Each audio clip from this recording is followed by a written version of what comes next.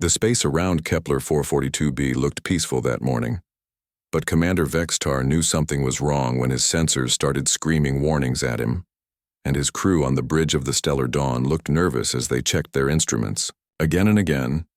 and the readings stayed the same, which meant there was definitely something big out there in the darkness between the stars, and it was moving toward their territory without permission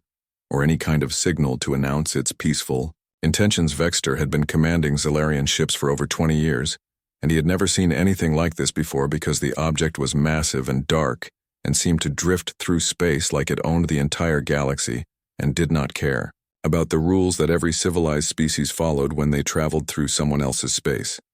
And the worst part was that it was headed straight for their mining colony, where thousands of workers were busy extracting rare metals from the asteroid fields. The Zalarian Confederation had controlled this part of space for 300 years, and they had built their reputation on having the fastest ships and the most advanced technology in the Outer Rim territories, and no one had ever dared to challenge them because everyone knew that messing with Zalarian space meant facing their entire fleet, and nobody wanted that kind of trouble. But now something was coming toward them, and it did not seem to care about their reputation or their warnings. Jake Morrison stood on the bridge of the UES Leviathan and watched the alien ships appear on his screens like silver dots against the black void of space. And he knew this moment would change everything because humanity had been exploring the galaxy for 50 years now,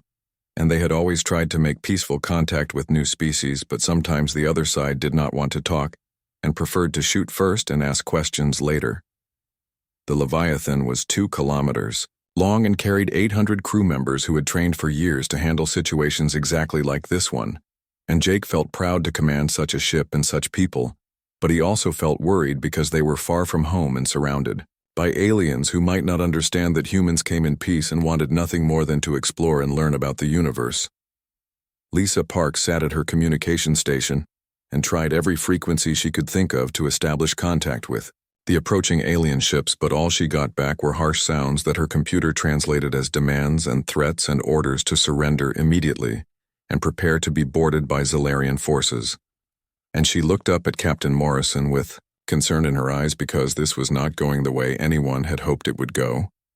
The alien fleet consisted of 12 ships that looked like silver needles with weapon ports along their sides and engines that glowed blue-white in the darkness, and they moved in perfect formation, like they had done this dance 1,000 times before and knew exactly how to surround and capture enemy vessels without breaking a sweat. And Commander Vextar felt confident that this would be just another routine patrol mission. Ryan Tucker checked the tactical displays from his position as executive officer, and he could see that the aliens were trying to box them in using classic military tactics that would work perfectly against most ships. But the Leviathan was not most ships, and these aliens had no idea what they were really dealing with because humanity had learned some hard lessons during their expansion into space, and they had built their ships accordingly. The mining colony on Kepler 442b had over 10,000 workers and their families living in domed cities on the planet's surface, and they all stopped what they were doing when they saw the lights in the sky. That meant ships were fighting up there in orbit, and some of them had lived through pirate attacks before, so they knew what those lights meant, and they started gathering their children and heading for the underground shelters. Just in case. Vextar opened a communication channel to the unknown vessel and spoke in the formal language that all spacefaring species were supposed to understand according to galactic law, and he told them to identify themselves and explain why they had entered Zalarian space without permission, and he gave them exactly 10 minutes to comply before his fleet would take action to protect their territory and their people. Morrison listened to the translation and shook his head sadly, because he had hoped this would be different, but apparently some things never changed, no matter which part of the galaxy you visited, and he turned to his crew and told them to prepare for combat operations, while he tried one last time to avoid what was about to happen, and he broadcast a message in every language his computer knew. The message said that the human ship was on a peaceful mission of exploration, and they meant no harm to anyone, and they would be happy to leave Zalarian space if that was what the Confederation wanted, but they would not surrender their ship or their crew to anyone, and if attacked, they would defend themselves with all necessary force, and he hoped the aliens would understand that this was their only warning. But Vextar had dealt with pirates and raiders and smugglers for years, and he knew that criminals always claimed to be peaceful when they got caught, and he was not going to let some unknown species think they could just waltz into Zalarian territory and do whatever they wanted. So he gave the order for his ships to move into attack formation and prepare to disable the intruder vessel and take its crew prisoner for questioning. The bridge of the Leviathan became very quiet as everyone focused on their duties and prepared for what was coming. And Jake Morrison looked out at the stars and wondered if humanity would be remembered as explorers or conquerors, but he knew that sometimes you do not get to choose how history remembers you, and sometimes you just have to do what needs to be done and hope that future generations will understand why. Kevin Hayes checked his weapons control systems one more time and confirmed that everything was ready, and all the targeting computers were online and tracking the alien ships, and he had trained for this moment his entire career. But he had never imagined it would happen so far from home with so much at stake, and he waited for the captain to give him permission to show these aliens what human engineering could really do. The 10 minutes passed very slowly for both sides, and when the deadline arrived,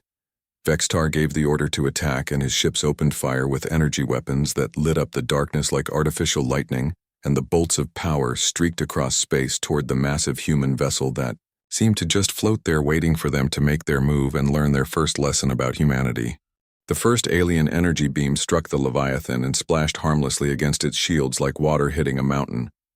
And Jake Morrison felt the slight vibration through the deck plates, but his ship barely noticed the attack, and he knew it was time to show these aliens what they were really dealing with, and he gave the order that would change everything for both species.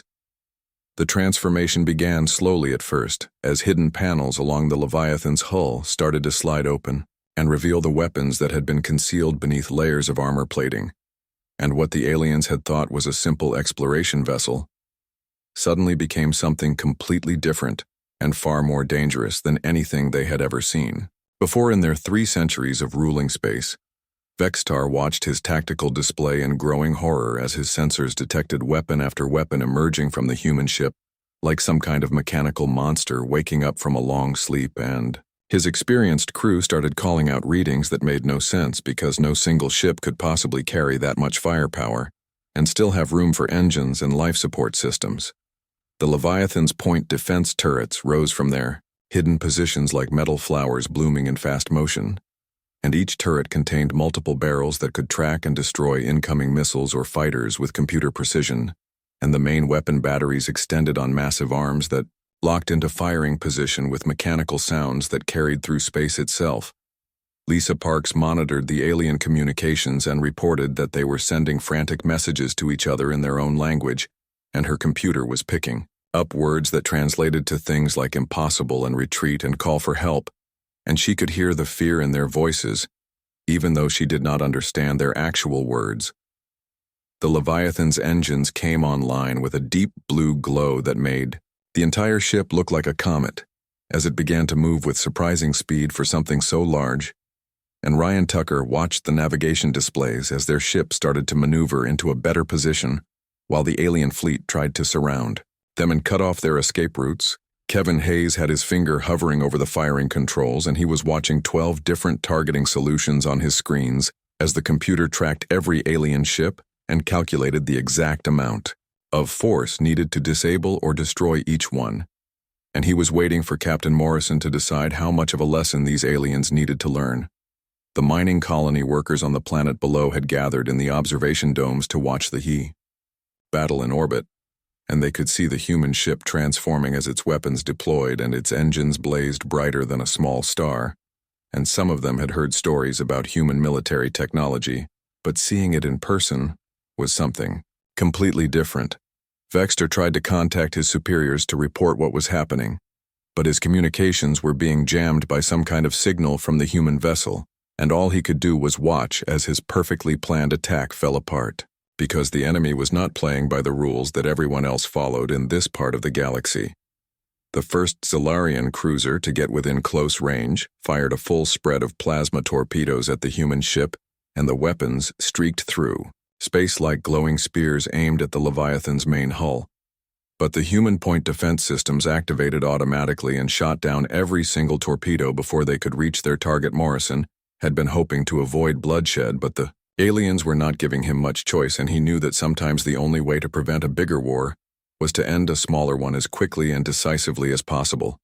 So he turned to Hayes and gave him permission to return fire with minimal force. The Leviathan's smallest weapons were particle beam cannons that could punch through the armor of most ships like bullets through paper, and Hayes selected the lead Zalarian cruiser as his first target and fired a single focused beam that lasted only 3 seconds, but was enough to completely overload the alien ship's shields and disable its engines. But the Zalarian commander of that ship panicked when his engines went dead, and his shields collapsed, and he ordered his crew to abandon ship immediately, and the escape pod started launching while the cruiser drifted helplessly through space, with its hull glowing red-hot from the particle beam impact. The other Zalarian ships saw what happened to their companion, and they started firing everything they had at the human vessel in desperation, because they realized that their enemy was holding back and could have destroyed the first ship completely if that had been the intention, and this scared them more than anything else could. Have Amy Rodriguez monitored the power systems from her engineering station, and she could see that the Leviathan was using less than 5% of its total capacity to deal with the entire alien fleet, and she reported to the captain that they had enough power to maintain this level of combat for several days, without even warming up the backup reactors. The second wave of alien attacks came from 3 directions at once, as the Zalarian ships tried to overwhelm the human defenses with concentrated fire. But the Leviathan's shields absorbed the energy weapons and deflected the kinetic projectiles, and the ship continued to maneuver like it was dancing through the battle instead of fighting for its life. Morrison decided to escalate, slightly to make his point clear, and he ordered Hayes to target the weapon systems on 2 more alien ships and disable them without destroying the vessels themselves, because he wanted the survivors to carry word back to their leaders about what had happened here today. The particle beams lanced out again and struck their targets with surgical precision, and 2 more Zalarian cruisers found themselves drifting in space with dead weapons and failing power systems, while their crews scrambled to keep life support running and tried to understand how their advanced military technology had been defeated so easily.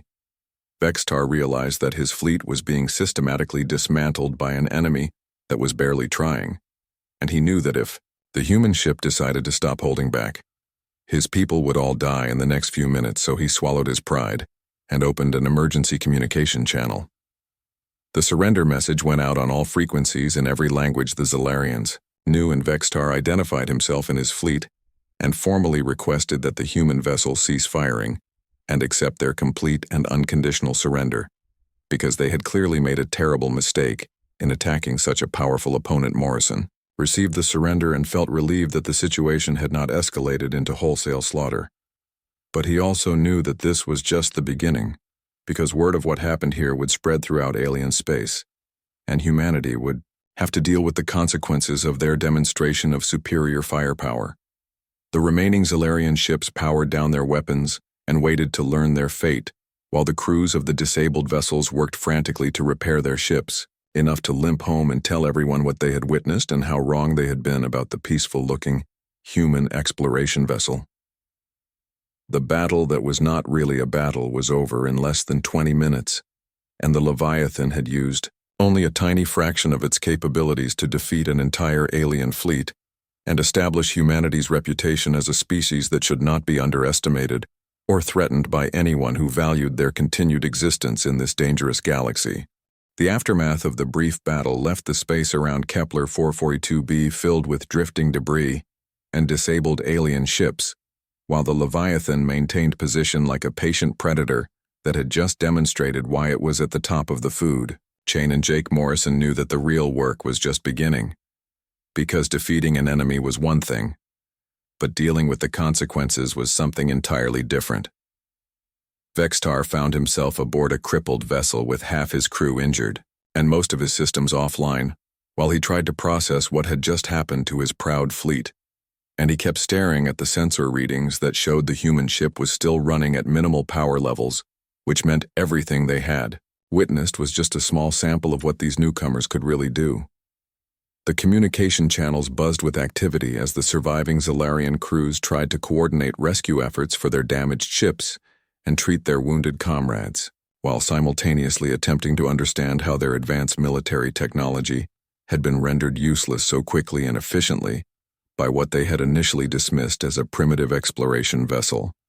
Morrison called a meeting with his senior officers to discuss their next moves because the situation had moved far beyond a simple first contact scenario, and they now found themselves in the position of having to establish diplomatic relations with a species they had just defeated in combat. And that was never an easy task. Lisa Parks worked with the translation computers to establish better communication protocols with the Zellarians, because if they were going to negotiate some kind of agreement, they needed to be able to understand each other perfectly and avoid any misunderstandings that might lead to further violence or diplomatic disasters. The mining colony on the planet below had watched the entire encounter through their telescopes and monitoring equipment, and the workers were amazed to discover that the massive ship in orbit belonged to humans like themselves, and many of them had never imagined that their species had developed such incredible technology. Ryan Tucker analyzed the tactical data from the battle, and he was impressed by how well the Zellarian ships had performed given their technological disadvantages, and he made notes about their combat doctrines and weapon systems because this information would be valuable if humanity encountered more of their species in the future. Kevin Hayes reviewed the weapon performance logs and confirmed that all systems had functioned perfectly during the engagement, and the computer targeting had been accurate to within centimeters even at extreme range, and he felt satisfied that human military engineering was clearly superior to anything the aliens had shown them. Amy Rodriguez ran diagnostics on all the ship's systems and reported that the brief combat had not even stressed the Leviathan's capabilities, and they were still operating at full efficiency with no damage or wear on any of the critical components, and plenty of power reserves available for whatever came next. The first priority was medical assistance for the wounded Zellarians, because Morrison believed that showing mercy to defeated enemies was just as important as demonstrating superior firepower, and he ordered his medical teams to prepare for emergency operations if the aliens were willing to accept help. Dr. Patricia Wells examined the biological data they had gathered about the Zellarian species, and she determined that their basic physiology was similar enough to humans that standard medical procedures should work with some minor adjustments, and she prepared treatment protocols for various types of injuries. The Zellarian survivors were initially suspicious of human offers to help their wounded, because in their experience victorious enemies usually did not provide medical assistance to the losing side, but desperation overcame their caution, and they agreed to allow human medical teams aboard their damaged ships. The first human medical shuttle launched from the Leviathan and approached the most heavily damaged Zellarian cruiser. While broadcasting peaceful intentions and requesting permission to dock and provide emergency assistance to the crew members who had been injured during the brief but decisive engagement. Vextar watched the human shuttle approach, and he wondered if this was some kind of trick, or if these strange aliens really intended to help their former enemies, and he gave permission for the docking, because his people needed medical attention more than he needed to maintain his pride. The human medical teams wore environmental suits and carried portable medical equipment as they moved through the damaged Zellarian ship,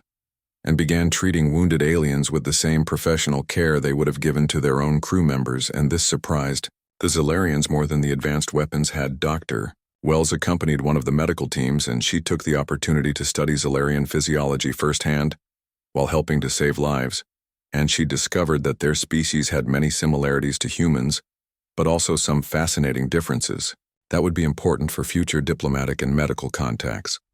The rescue operations continued for several hours as human teams worked alongside Zellarian medics to stabilize the wounded and repair critical ship systems, and this cooperation between former enemies created a foundation of mutual respect that would prove crucial in the days and weeks to come. Morrison opened direct communication with Vextar, and the two commanders began the delicate process of establishing formal diplomatic contact between their species and discussing the terms under which this encounter would be resolved and what it might mean for future relations. The conversation was awkward at first because neither species had experience dealing with such a situation, and there were no established protocols for what to do when a first contact scenario turned into a military engagement, followed by humanitarian cooperation. But both leaders were professional enough to work through the difficulties. Vextar admitted that his fleet had made a serious mistake in attacking without attempting proper diplomatic contact, and he apologized for the aggressive actions that had led to the unnecessary conflict and the injuries suffered by both sides during the brief. But intense battle Morrison accepted the apology. But he also made it clear that humanity would not tolerate future attacks on their ships or personnel, and that any species that chose to engage human vessels in combat should be prepared to face the full consequences of their actions, including total military defeat. The terms they negotiated included safe passage for the damaged Zilarian ships back to their home territory, along with a commitment to establish formal diplomatic channels between the two species and share information about their respective territories and intentions in this region of space. Word of the encounter began spreading through both human and Zilarian communication networks as reports of the battle and its aftermath reached military commanders and political leaders on both sides,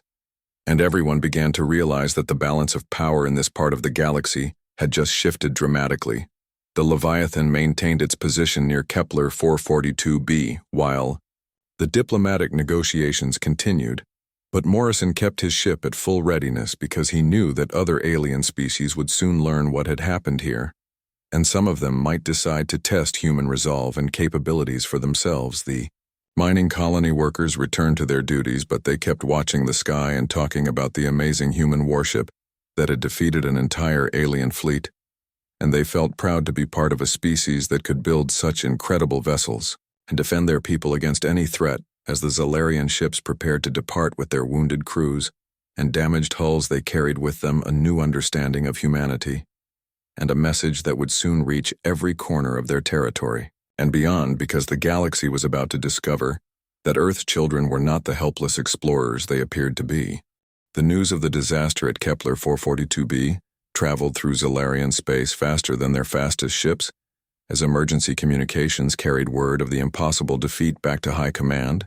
and every military base and political center in the Confederation buzzed with activity as leaders tried to understand how their most experienced fleet commander had been humiliated by a single enemy vessel.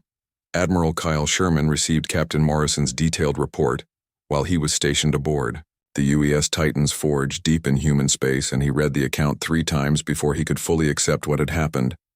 because even though he knew the capabilities of human ships, he had hoped they would never need to demonstrate them so dramatically. The Zilarian High Command called an emergency session that lasted for 18 hours, as military leaders and government officials tried to decide how to respond to this unprecedented threat, and they studied every scrap of sensor data that Vextar's surviving ships had managed to record during their brief encounter with human technology. Commander Vextar found himself facing a board of inquiry that questioned every decision he had made during the encounter, and he tried to explain that his actions had followed standard Confederation protocol for dealing with unknown vessels. But the board was more interested in understanding the enemy than in assigning blame. The recordings from the battle showed the human ship transforming from what appeared to be a peaceful exploration vessel into something that resembled the warships from ancient Zilarian legends, and the military analysts who studied the footage kept shaking their heads in disbelief at the weapon systems they observed. Dr. Patricia Wells continued her analysis of Zilarian biology and culture, using the data she had gathered during the medical operations, and she discovered that their species had a deep respect for superior technology and military strength, which meant the demonstration of human capabilities might actually lead to peaceful relations rather than further conflict. Other alien species throughout the sector began receiving reports about the encounter through various intelligence networks and diplomatic channels, and the reaction was always the same combination of disbelief, followed by careful reassessment of their assumptions about the newcomers from Earth. The hegemony of Keth had been monitoring human expansion for several years, and their military planners had classified humanity as a minor threat based on their apparently peaceful intentions and limited fleet size. But now they were revising their estimates and wondering what other surprises these aliens might be hiding. The crystal domains prided themselves on having the most advanced sensor technology in the galaxy, and they had been confident that they could detect any significant military buildup in their region. But the human ship had appeared without warning and demonstrated capabilities that their best scientists could not explain. The hive clusters operated on a collective intelligence that made rapid decision-making possible, and they immediately began altering their expansion plans to avoid potential conflicts with human territory, because they had learned long ago that survival sometimes required avoiding fights. You might not win. News of the human victory reached the mining colony on Kepler 442b through official channels, and the workers celebrated the fact that they were now under the protection of such a powerful fleet, and they sent messages home to Earth describing the incredible sight of the Leviathan defeating an entire alien armada. Lisa Parks spent her time monitoring alien communication networks, and she discovered that the story was growing larger with each retelling. A species that had never even seen a human ship began sharing wild rumors about Earth's military capabilities, and some of the stories were so exaggerated they were almost funny. The psychological impact of the demonstration was spreading faster than any physical fleet could travel, because fear and respect moved at the speed of light, while ships were limited by the laws of physics and the practical constraints of fuel and supply lines and crew endurance. Ryan Tucker worked with the intelligence analysts aboard the Leviathan to assess how different alien species might respond to news of human military strength, and they identified several potential scenarios, ranging from diplomatic overtures to preemptive attacks by species that felt threatened. Kevin Hayes received commendations from fleet headquarters for his precise targeting during the engagement, and he was asked to prepare training materials that could be used to educate other weapons officers about the importance of demonstrating restraint. Even when dealing with hostile forces, Amy Rodriguez found herself answering questions from human engineers throughout the fleet who wanted to understand how the Leviathan systems had performed under combat conditions, and she was proud to report that every component had functioned perfectly and exceeded design specifications. The Zalarian survivors who had been treated by human medical teams returned home with stories about the professional competence and unexpected kindness of their former enemies, and these personal accounts helped to counterbalance the fear generated by reports of human military superiority. Morrison knew that the incident at Kepler 442b was just the beginning of a much larger process as humanity transitioned from being unknown explorers to being recognized as a major power in galactic politics, and he wondered if his species was ready for the responsibilities that came with such recognition. The diplomatic channels between humans and Zalarians began operating on a regular basis as both species worked to establish formal relations and prevent future misunderstandings that might lead to unnecessary conflicts, and both sides were surprised by how much they had in common, despite their different origins. Admiral Sherman started receiving reports from human colonies throughout the frontier about increased alien activity as various species sent scouts to observe human settlements and assess their defensive capabilities, and he knew that the period of peaceful exploration was coming to an end. The mining operation on Kepler 442b became a symbol of human determination and capability as workers continued their jobs under the protection of the Leviathan, and they extracted more rare metals in the months following the battle than they had in the previous year. Because morale was so high, scientific teams from several alien species requested permission to study human technology, and they offered to share their own research in exchange for access to the weapon systems and propulsion methods that had proven so effective against Zalarian forces. But these requests were politely declined. The transformation of humanity's reputation, from peaceful explorers to potential military threat, created new opportunities for trade and cooperation, as species that had previously ignored human diplomatic overtures suddenly became interested in establishing formal relations and negotiating agreements. Military academies throughout alien space began studying the engagement at Kepler 442b as an example of how quickly a tactical situation could change when facing an enemy with superior technology and unknown capabilities, and the battle became required reading for officer candidates. The ripple effects of that brief encounter continued to spread across the galaxy as every intelligent species recalculated their strategic assumptions and realized that the balance of power had shifted in ways that would affect interstellar politics for generations to come, and humanity found itself at the center of it all, whether they wanted that responsibility or not. 3 months after the incident at Kepler 442b, the galaxy had settled into a new pattern of relationships and power balances, as every major species adjusted their policies to account for humanity's demonstrated military capabilities, and the first Formal diplomatic delegation to request an audience with human representatives came from the very Zellerian Confederation that had suffered the initial defeat. Ambassador Susan Phillips arrived at the human colony of New Geneva aboard a civilian transport rather than a military vessel, because humanity wanted to emphasize their preference for peaceful solutions to interstellar problems, and she prepared for what would become the most important diplomatic meeting in human history. The Zellerian delegation included Minister Colseth, who had served in their government for over 40 years, and had never before been forced to approach another species from a position of relative weakness, and he struggled with the concept of negotiating with beings his people had initially dismissed as primitive explorers. The meeting took place in a simple conference room with basic furniture and no visible weapons or defensive systems, because Phillips wanted to demonstrate that humans did not need to rely on military intimidation when conducting diplomatic business, and she hoped this would set the right tone for future relations. Colseth found it difficult to reconcile the peaceful colonial setting with his knowledge of the devastating weapon that had shattered Commander Vextar's fleet, and he kept expecting to see signs of the military technology that had made his species reconsider their entire approach to dealing with these newcomers. The negotiations began with formal apologies from both sides as the Zellerians acknowledged their mistake in attacking, without attempting diplomatic contact, and the humans accepted responsibility for not making their peaceful intentions more clear before entering Confederation space. Phillips carefully avoided giving specific details about human military capabilities, but she made it clear that the Leviathan represented just one ship in their exploration fleet, and that their actual military vessels possessed considerably more advanced technology and firepower than anything the Zellerians had yet encountered.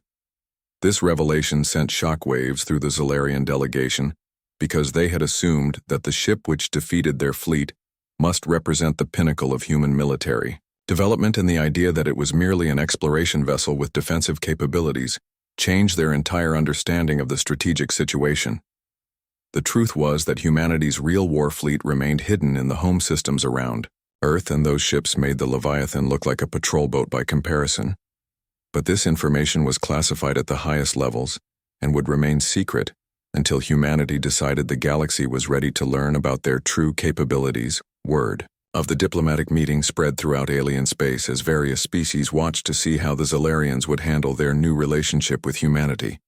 and everyone understood that the outcome of these negotiations would set precedents for how other species would approach the newcomers from Earth. The Crystal Domain sent their own diplomatic mission to request formal contact with human representatives, because they had decided that establishing peaceful relations was preferable to risking the kind of military confrontation that had devastated the Zellerian fleet, and they offered to share their advanced sensor technology. The hegemony of Keth took a more cautious approach and began withdrawing their forces from areas near human space while they studied the tactical reports from Kepler 442b and tried to develop new strategies that might be effective against the unknown weapons and defensive systems that humans possessed. The Hive clusters surprised everyone by offering to establish trade agreements with human colonies because their collective intelligence had calculated that cooperation with humanity would be more profitable than competition, and they were always focused on practical benefits rather than political considerations. Captain Morrison found himself promoted to admiral and given command of a new ship called the UES Behemoth, which was even larger and more powerful than the Leviathan, and he spent his time training new officers and preparing for whatever challenges the future might bring. The mining colony on Kepler 442b became a major hub of interstellar commerce, as alien traders and diplomats regularly visited to conduct business with humans, and the workers who had witnessed the original battle became local celebrities who were frequently asked to describe what they had seen. Dr. Patricia Wells published the first comprehensive study of Zellerian biology and culture, and her work became the foundation for improved diplomatic protocols and medical procedures that would be used whenever humans encountered members of that species in the future. Lisa Parks developed new communication systems that could handle dozens of alien languages simultaneously, and her translation programs became standard equipment aboard all human ships because clear communication was essential for preventing the kind of misunderstandings that had led to the original conflict. Kevin Hayes was assigned to train weapons officers throughout the human fleet, and he emphasized the importance of using minimum necessary force to achieve tactical objectives because excessive violence could create long-term political problems that were harder to solve than military challenges.